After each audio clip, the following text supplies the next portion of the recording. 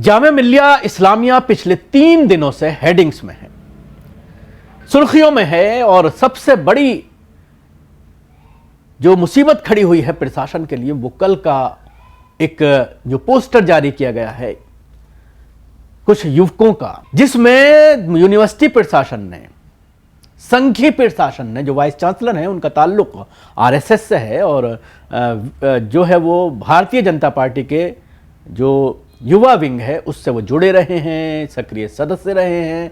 उन्होंने छात्राओं की जो लड़कियां हैं उनकी प्राइवेसी का ध्यान न रखते हुए बाकायदा उनका फ़ोन नंबर, उनका एड्रेस, तमाम चीज़ें सार्वजनिक करके कुछ पोस्टर्स यूनिवर्सिटी के गेट्स पर लगाए थे।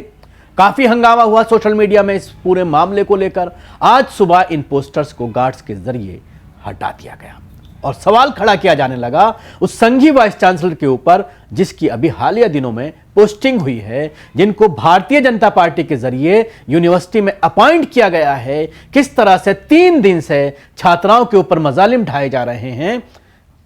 इसके बाद कल जिस तरह के ये पोस्टर सार्वजनिक किए गए जिसमें बाकायदा उनके फ़ोन नंबर्स थे, उनकी प्राइवेसी को सार्वजनिक किया गया जो पूरी तरह से इलीगल है, गैर कानूनी है। वो भी ख़ासतौर से बच्चियों के जो नंबर्स हैं, फ़ोन नंबर्स हैं, कॉन्टैक्ट नंबर्स हैं, उनका एड्रेस है, ये सारी चीज़ें सार्वजनिक करना ये एक बड़ा अपराध यूनिवर्सिटी प्रशासन ने किया है, जिस पर क्या कोई कार्रवाई होगी ये एक बड़ा सवाल है। लेकिन इसको लेकर के कहीं ना कहीं सवालात खड़े हो रहे हैं। जामिया मिल्लिया इस्लामिया के छात्रों ने विश्वविद्यालय प्रशासन पर शुक्रवार को आरोप लगाया कि उन्होंने परिसर के दरवाजों पर कथित प्रदर्शनकारियों के नाम, फोटो, पता और फोन नंबर सहित उनकी निजी जानकारी सार्वजनिक रूप से साझा की है, जो उनकी निजता के अधिकार का उल्लंघन है। विश्वविद्यालय प्रशासन ने हालांकि छात्रों द्वारा लगाए गए आरोपों पर अभी तक कोई टिप्पणी नहीं दी है। छात्रों ने दावा किया है कि प्रशासन के इस कदम से उनकी सुरक्षा को खतरा हो सकता है और उन्होंने प्रदर्शन कर रहे छात्रों को डराने के लिए ऐसा किया है।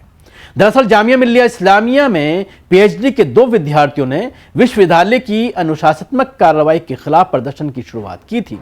निजता का उल्लंघन का आरोप ऑल इंडिया स्टूडेंट एसोसिएशन से जुड़ी छात्र नेता सोनाक्षी गुप्ता ने लगाया है। जामिया प्रशासन ने प्रदर्शनकारी छात्रों की निजी जानकारी चिपकाकर सारी हदें पार कर दी हैं। यह न केवल निजता का उल्लंघन है बल्कि ये उत्पीड़न और हिंसा का खुला आह्वान है।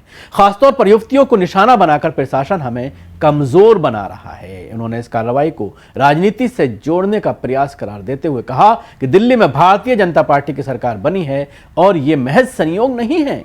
हमने देखा है कि सीए के खिलाफ विरोध के दौरान जामिया के छात्रों पर कैसे हमला किया गया। अब प्रशासन खुद ही हमें कमजोर बना रहा है। अगर हमारे साथ कुछ हुआ तो इसके जिम्मेदार कौन होगा। पीएचडी के 2 छात्रों को निलंबित किया गया है। जामिया में यह विवाद तब शुरू हुआ जब विश्वविद्यालय ने अनधिकृत प्रदर्शन का नेतृत्व करने के आरोप में पीएचडी के 2 छात्रों को निलंबित कर दिया था। कई छात्रों ने दावा किया कि उन्हें जामिया प्रशासन में से तोड़फोड़, अनधिकृत एवं गैर कानूनी तरीके से प्रदर्शन तथा विश्वविद्यालय को बदनाम करने जैसी गतिविधियों में शामिल होने के आरोप में निलंबन पत्र मिला है। प्रशासन ने अपने इस कदम का बचाव करते हुए कहा है कि इस प्रदर्शन के कारण शैक्षिक गतिविधियां बाधित हुई हैं और संपत्ति को नुकसान पहुंचा है, जिसमें कैंटीन का नुकसान पहुंचाने और सुरक्षा सलाहकारों के कार्यालय का दरवाजा तोड़ना शामिल है। गेट के बाहर पते और फोन नंबर चिपकाए गए हैं। एक प्रदर्शनकारी ने सोशल मीडिया एक्स पर एक पोस्ट में कहा है कि जामिया प्रशासन ने अपने छात्रों का विवरण सार्वजनिक करने की हिम्मत कैसे की।